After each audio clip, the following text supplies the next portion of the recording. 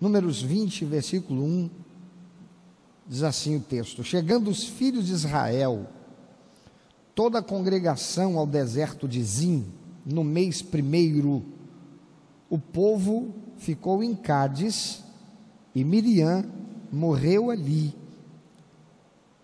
e ali foi sepultada. Eu quero que você preste atenção nesse texto, porque nesse texto existe a intenção de Deus, na inspiração do autor que escreveu esse texto, de fazer enfatizado o lugar exato onde Miriam morreu.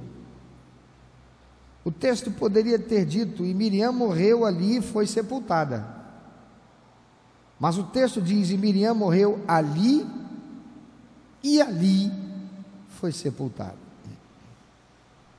Então eu vou ler o texto de novo, você acompanhe comigo. Chegando os filhos de Israel, toda a congregação, ao deserto de Zim, no mês primeiro, o povo ficou em Cádiz, e Miriam morreu ali, e ali foi sepultada. Amados, esta é uma personagem muito importante na história da formação do povo de Israel, que foi uma hebreia, descendente de Jacó, que era escrava no Egito junto com todo o povo hebreu, descendente de Jacó, descendente de Isaac, descendente de Abraão. Miriam era provavelmente quase uma adolescente quando a sua mãe, para salvar a vida do seu filho Moisés, por causa do decreto do faraó de que toda criança fosse morta até os 2 anos, a mãe de Moisés faz um cesto de vime, protege-o, impermeabilizando para que ele não afunde, prepara-o para receber seu bebezinho, coloca Moisés pequenininho, provavelmente aí perto dos 2 anos, dentro daquele cesto, e o conduz até o rio e deixa ele no rio, sendo conduzido pela corrente. Mas Miriam, ela segue a sua mãe, vai até o rio, e ela, apreensiva com o seu irmãozinho, ela segue o cesto, e o cesto chega até um lugar onde a filha de Faraó, a princesa, está se banhando. A princesa manda pegar o cesto, descobre que tem uma criança, descobre que essa criança é hebreia, mas ela, que não podia ter filhos, decide que vai salvar a vida daquela criança e criá-la como se filho seu fora.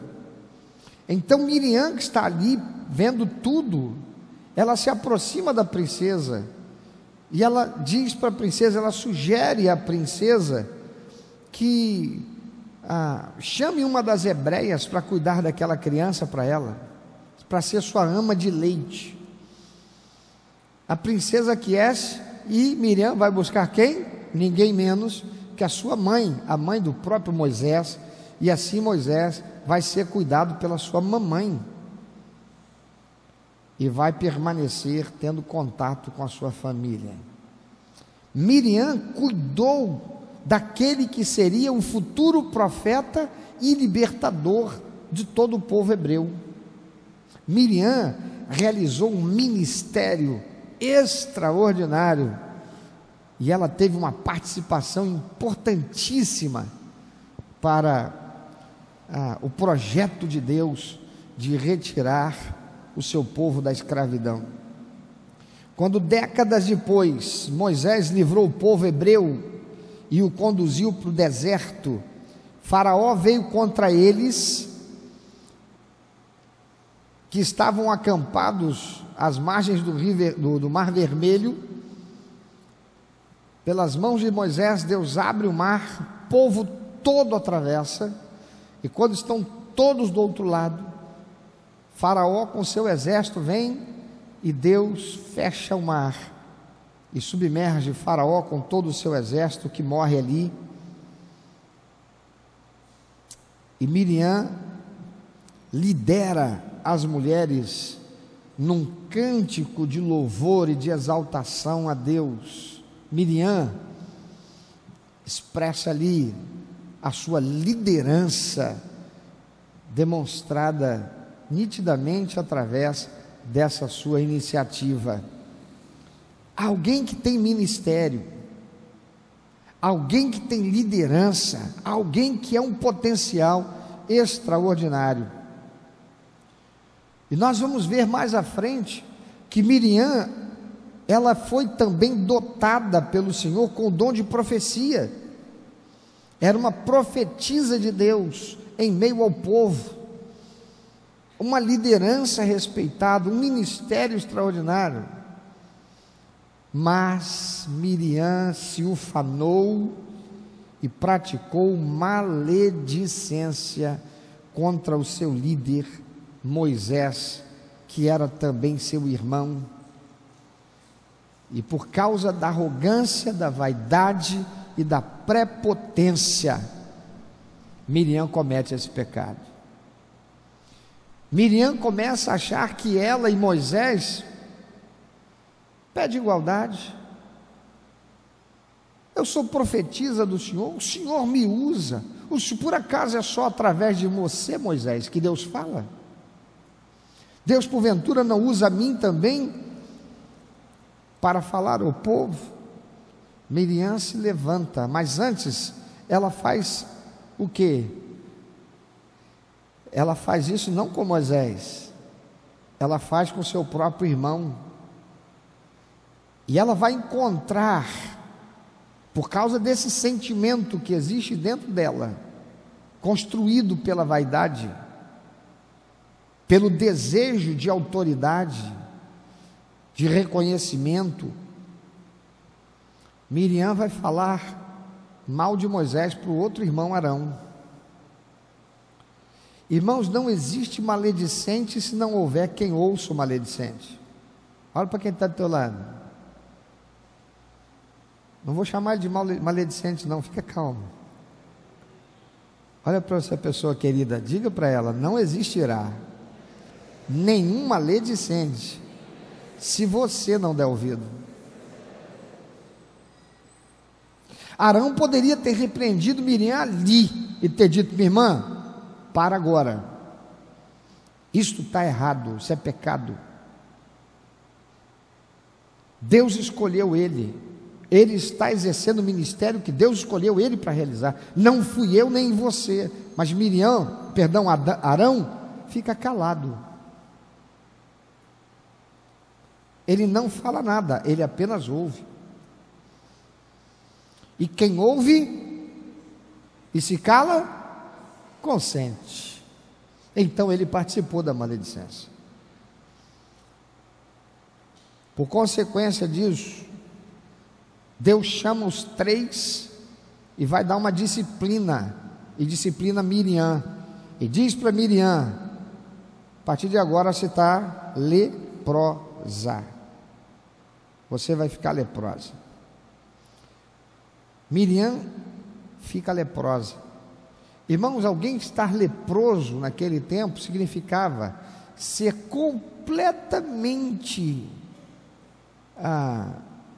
afastado do convívio com todas as pessoas, inclusive seus familiares. Alguém que deveria viver em um outro lugar distante, sem contato com as pessoas sadias. Miriam teve que ficar assim. 7 dias depois, Miriam é curada e retornada para o convívio do povo.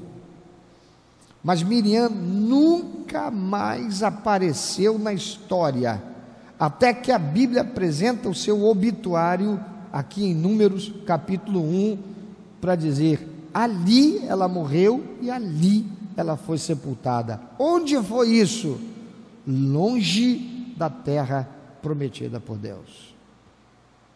Miriam não entrou no gozo da promessa de Deus. Também o ministério de Miriam morreu quando ela ficou leprosa. Tudo aquilo que ela fizera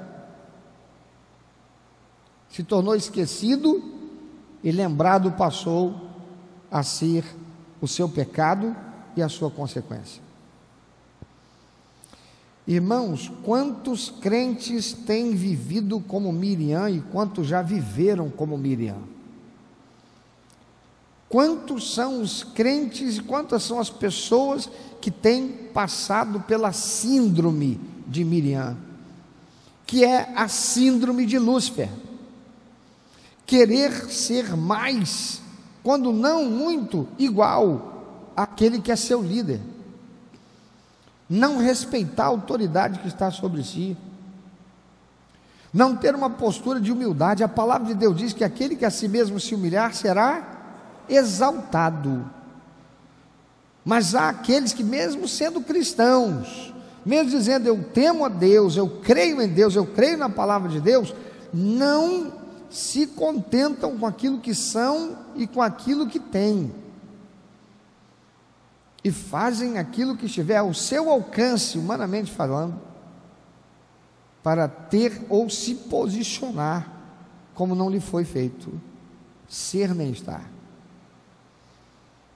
Miriam e Arão, diz Números 12, 1 e 2, falaram contra Moisés por causa da mulher cussita ou etíope que tomara, pois tinha tomado uma mulher cussita. A Bíblia não é muito clara aqui, não é clara aqui quanto ao que aconteceu com a primeira esposa de Moisés. Possivelmente ela tenha falecido e agora Moisés contrai novas núpcias, mas Moisés não se casa com uma hebreia, ele se casa com uma etíope. Mas nem a sua primeira mulher também era hebreia, ela era midianita. A questão aqui não é que a mulher fosse de outro povo que não o hebreu, a questão aqui é: o que é que eu tenho para falar dele?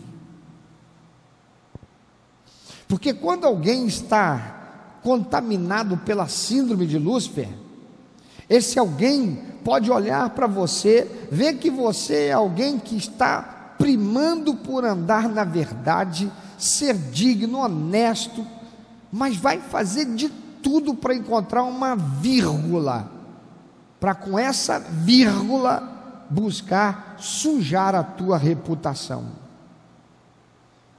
Pode ser um colega de trabalho, um colega de faculdade, um vizinho ou um parente ou até um crente que foi contaminado por Satanás e está experimentando essa síndrome de Lúcifer. Disseram: é verdade que Jeová falou só com Moisés? Não nos falou ele também a nós? E diz o texto: Deus o ouviu, o Senhor o ouviu. Arão, embora Miriam tenha ficado leprosa, Arão, que já tinha sido escolhido por Deus para ser o sacerdote, ou o sumo sacerdote, ele também não ficou sem disciplina. Parece que ele ficou sem disciplina, não é? Mas não ficou. Arão teve que se humilhar. Como sacerdote, Arão era também juiz da lepra. Ele teve que decretar o juízo de Deus sobre a sua própria irmã. Você acha que isso foi uma tarefa fácil? Ele não podia declarar a própria irmã leprosa, também tem isso, sem tremer, sabendo que ele era igualmente culpado. E Arão, que se juntou à sua irmã para falar contra Moisés, é forçado por si e por sua irmã a suplicar a Moisés para falar com Deus e pedir a Deus a cura dela. e o perdão dele. E Arão teve que falar bem daquele a quem havia culpado recentemente. O que a gente aprende com isso? Muitos crentes, amados, começam bem. Tem muita gente que começa bem, até receberam dons carismáticos. Tem muitos crentes que estão por aí, que receberam dom espiritual carismático. Sabe o que é um dom carismático?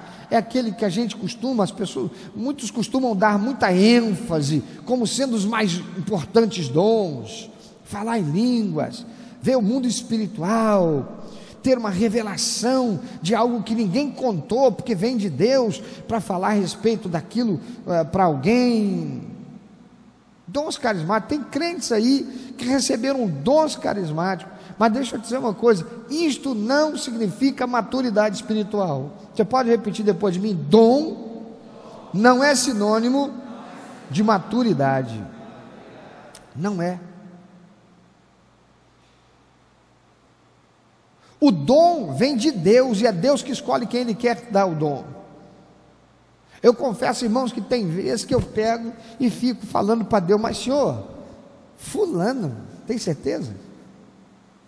Claro que eu tenho certeza, eu não falo, eu tenho juízo. Mas eu fico assim: mas fulano, o Senhor deu esse dom para fulano, Senhor? A palavra de Deus diz que a sabedoria de Deus, não existe ninguém que possa compreender. Não dá para saber o que está na cabeça de Deus, irmão. Não tem como. Uma formiguinha saber o que está na sua cabeça, não tem como. Assim somos nós em relação a Deus. Deus dá o dom a quem Ele quer. A palavra de Deus diz lá em Efésios que o Espírito Santo dá dons aos crentes como Ele quer, com o fim proveitoso de edificar a igreja de Cristo, equipar o corpo de Cristo para realizar a obra do Senhor.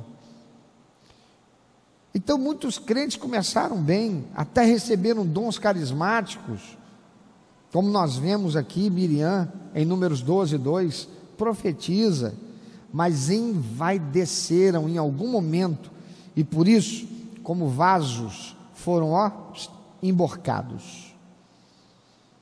Para que serve um vaso se ele estiver de boca para baixo?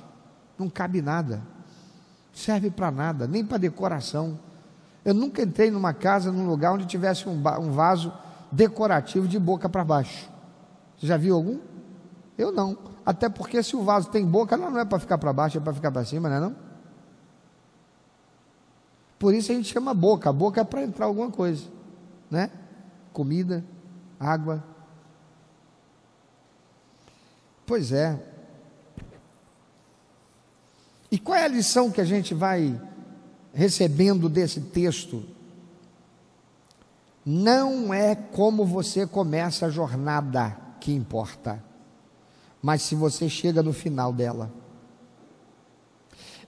Ela, como todos os demais, foram tirados da escravidão lá no Egito e tinham uma jornada para fazer até chegar a Canaã, onde era o local da bênção de Deus. Ela começou essa jornada, e começou muito bem essa jornada. Ela começou essa jornada sendo uma ministra, ela começou essa jornada sendo uma líder. Em dado momento da jornada, ela era uma profetisa do Senhor, mas ela não chegou no final da jornada. Meu irmão, minha irmã, não é como você começa a jornada, não é como nós começamos a jornada que importa, mas se nós chegamos no final da jornada. Você pode repetir depois de mim? Não é como se começa a jornada, mas se chegamos na jornada. Você pode olhar para quem está do teu lado e dizer: não é como você começa, é como você, se você chegará. Não é como se começa que importa, mas se você chega no final dela. Porque veja bem, muita gente que saiu com Miriam chegou até a porta da entrada de Canaã, mas eles foram até muito mais longe do que Miriam foi. Mas chegando lá na porta de entrada de Canaã, Sabe o que eles fizeram? Murmuraram contra Deus, murmuraram contra Moisés, menos dois, Josué e Calebe. Eles foram muito mais longe do que Miriam, eles chegaram na porta, mas eles murmuraram.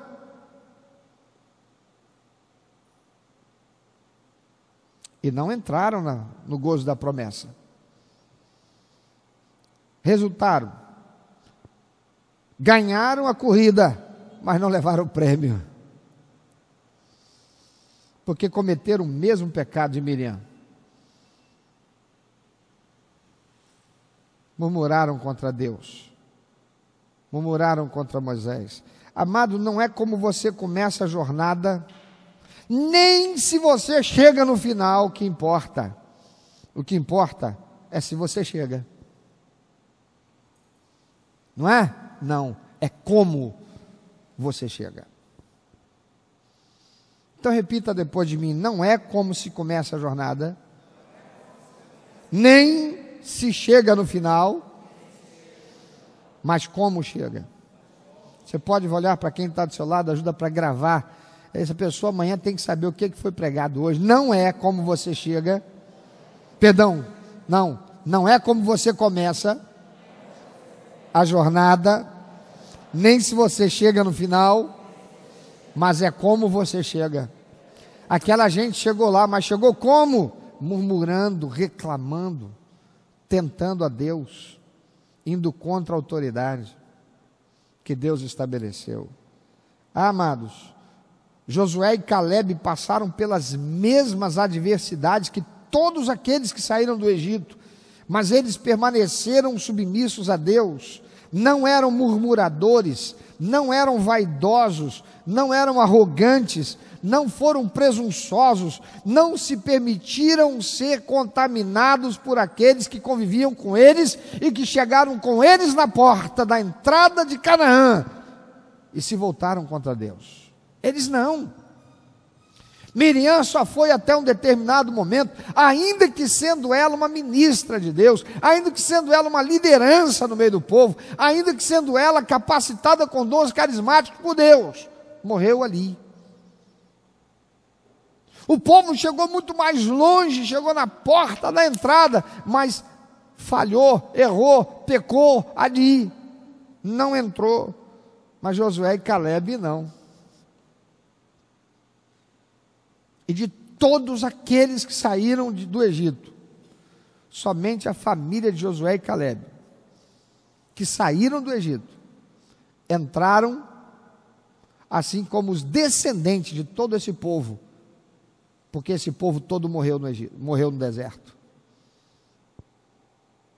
Eles permaneceram obedientes, eles permaneceram fiéis, eles permaneceram leais, aprenderam com os erros de Miriam, aprenderam com os erros de Arão, aprenderam com os erros do próprio Moisés, que por ter dado lugar à frustração com aquele povo rebelde, fez o que Deus mandou, mas fez do jeito errado, e também não entrou na bênção da promessa. Deus diz para Moisés: Moisés, esse povo está reclamando porque não tem água. Faz o seguinte, vai lá e fala com a rocha, e a rocha vai dar água, vai sair água da rocha, e esse povo vai beber. Moisés chega lá com um cajado, brabo que nem siri na lata, zangado, frustrado com aquele povo reclamão, pega o cajado, bate na pedra 3 vezes, será que Deus vai fazer sair água dessa pedra? E pá, bate na pedra,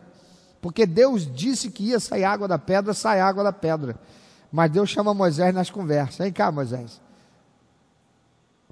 o que foi que eu disse para você fazer?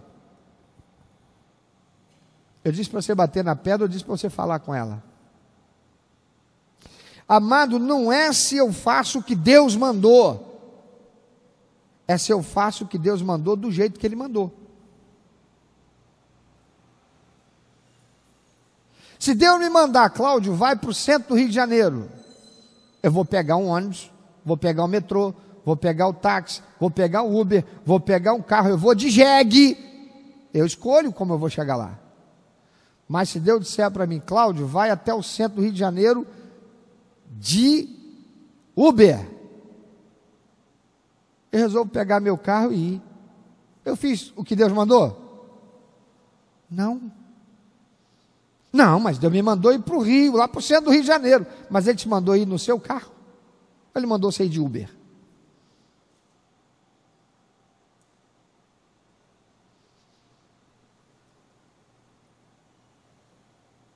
Não importa se você faz o que Deus mandou, mas não faz da maneira que Ele mandou. Quem está entendendo? Amado, Moisés não entra também na terra prometida, porque Moisés também não honra a Deus como deveria. Ele comete aquele erro, e aquele erro foi suficiente. Porque a palavra de Deus diz que aquele a quem muito é dado, desse muito é exigido.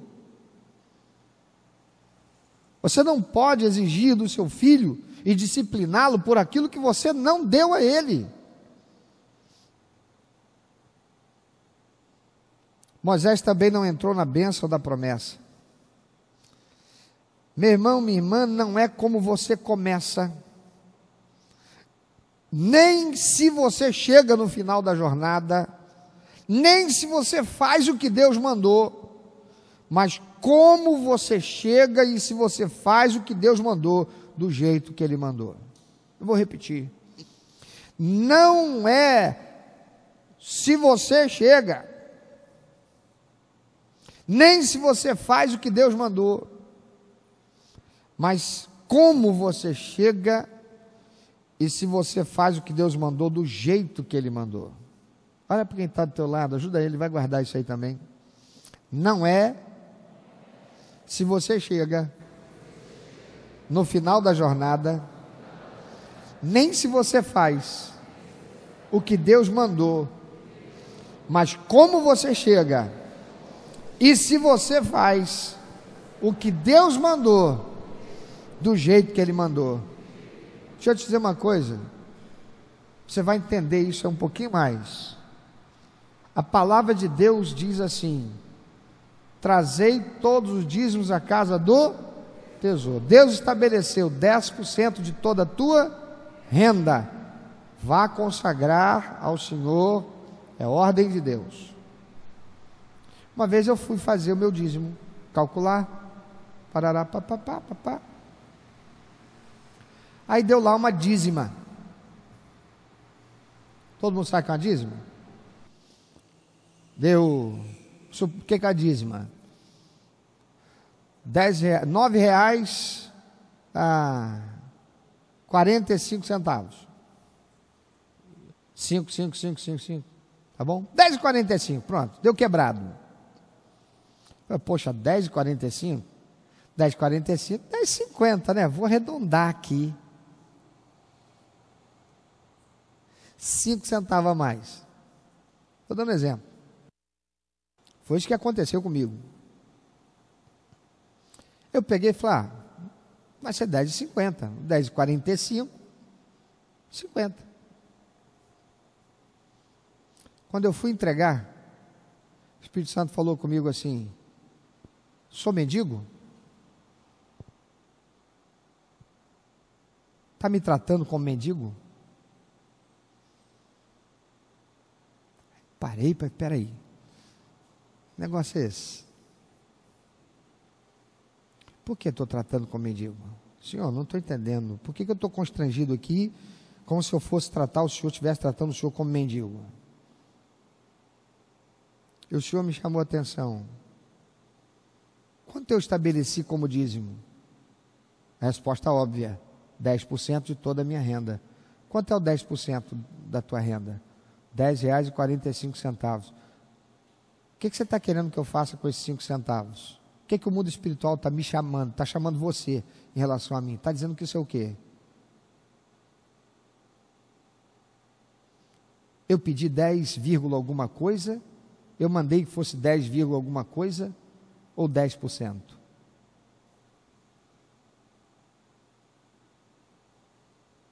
Eu poderia até pegar e acrescentar o dízimo? Não. Eu poderia pegar aquele valor e dizer, até aqui é dízimo, agora eu vou consagrar uma oferta. Mas se eu consagro 5 centavos, porque só para arredondar, eu estou chamando Deus de quê? Se é tudo que eu posso, amém, é a minha oferta. A viúva pobre só tinha 2 moedinhas. Quem está entendendo, irmão? Está entendendo? Então não é se eu faço, é como é que eu faço. O que Deus mandou fazer. Deus diz para Moisés, fala com a pedra. Moisés foi além. Ele estava revoltado com aquele povo, ele estava zangado com aquele povo, ele estava cansado de tanta reclamação, de tanto peso daquele povo sobre ele. Ele pega, irá Deus tirar água dessa pedra para descedentar vocês, e pá, na pedra. Saiu a água, porque Deus é fiel, não ia deixar o seu povo morrer de sede. Mas Moisés pagou o preço. Então não é, querido, se você sai e vai para a sua jornada, não é como você começa, não é se você chega, não é se eu começo, se eu chego, mas é como eu chego, e se eu faço o que Deus mandou, do jeito que Deus mandou. Miriam, Arão, Moisés, Josué e Calebe, são esses exemplos para nós refletirmos,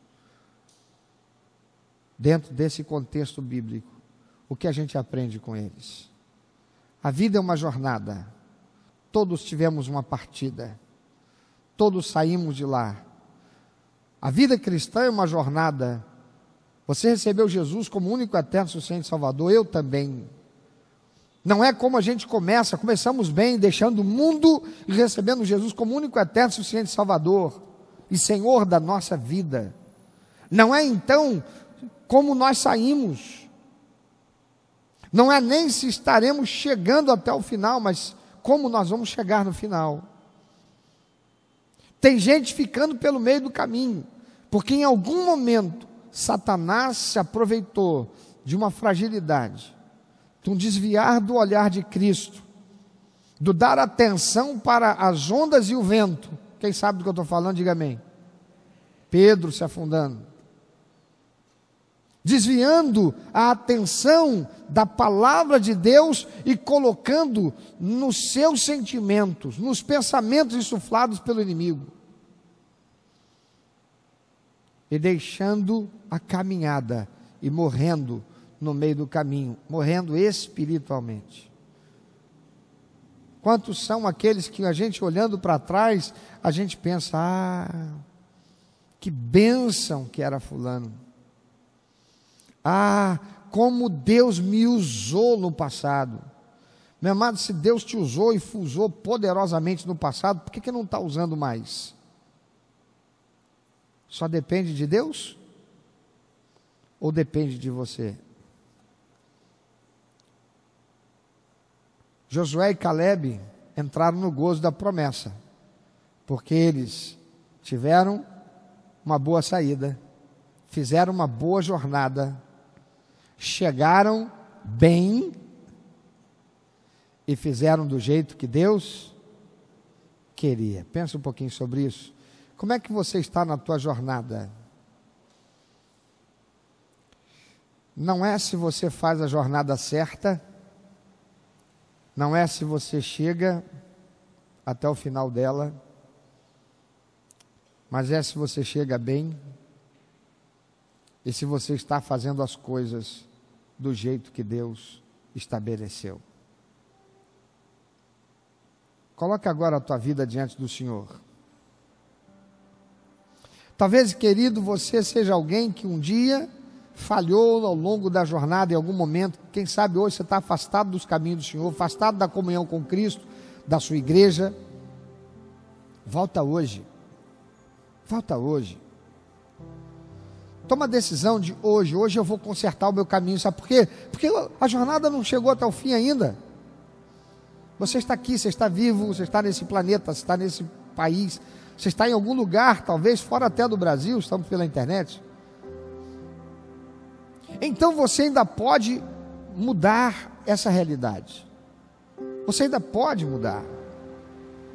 Talvez você um dia tenha sido um ministro de Deus, alguém que o Espírito Santo usou muito, mas em algum lugar, em algum momento, ali você morreu e ali você foi sepultado. Então faça de hoje, de agora, o dia da tua ressurreição espiritual, se é que você está me entendendo, o dia do recomeço da tua jornada. Volta para os caminhos do Senhor, volta para a comunhão com a igreja de Cristo, volta a estar no meio do povo de Deus que está nessa jornada para Canaã celestial. Volte a buscar o Espírito Santo de Deus para você ser novamente renovado na unção do Espírito Santo, para ser desemborcado como um vaso que um dia você foi. E Deus pode fazer infinitamente mais do que você pensa que você pode receber de Deus, porque Ele é extraordinário em amor, misericórdia e graça. Nós precisamos estar nessa jornada da maneira certa, fazendo do modo certo, que é o de Deus. Por isso, se você quer tomar essa decisão hoje, de consagrar a tua vida, de corrigir alguma coisa na sua jornada, que precisa ser corrigido, para que você possa estar na posição certa, que honra a Deus, que agrada a Deus. Toma essa posição agora com o Senhor. Você que está participando conosco pela internet, tem um QR Code aí na sua tela.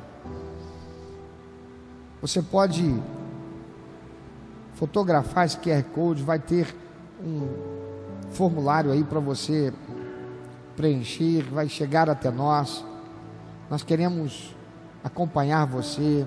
Se você toma alguma decisão por Cristo, de voltar para a comunhão com a igreja de Cristo, você que está participando conosco pela internet, faça-nos saber, deixe-nos entrar em contato com você. Nós queremos caminhar juntos e queremos ser bênção na tua vida, porque na jornada da vida não é possível fazê-la sozinho.